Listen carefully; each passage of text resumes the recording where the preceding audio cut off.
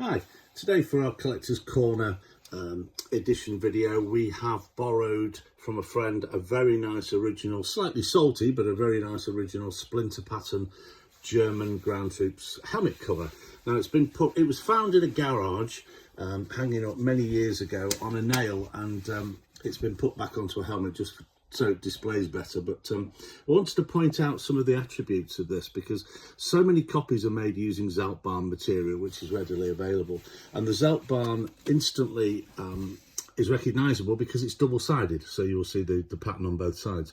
On the original factory ones, or certainly the earlier factory ones, you'll see that the interior is white, so it's a lot lighter material than the Zeltbahn, and a lot more fragile after all this time. Interestingly as well, I always thought that the raindrop pattern, the dashes in the splinter pattern, always went vertically on helmet covers, but actually this example proves that's not the case, because all the way around these actually go sideways. Interesting also is the quality of the manufacture.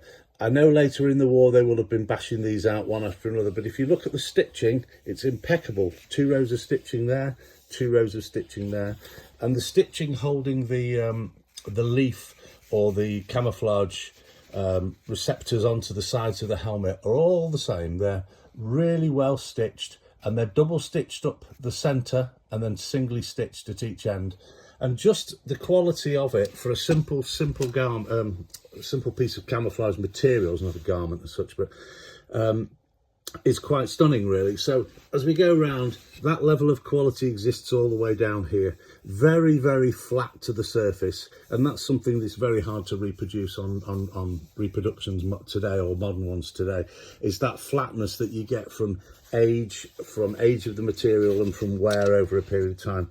It would have fitted completely all the way around, and obviously this is torn with use over time. But again, if you look, the splinter pattern is actually going all the way around horizontally and not vertically. Again, these strips, they do actually vary in length, but the quality of the stitching is perfect. And once again there, if you look at that, very flat onto the surface. They've been there a long time, and you can see that. When I turn it over, the helmet is just there purely to hold this in place. But the other thing I wanted to point out was that the drawstring is a bit like some of the parachute and other forces jackets and jumpers, and not jumpers, jackets and things, and it's made from a piece of this material, the same material, that's been folded and folded and folded and then very neatly stitched.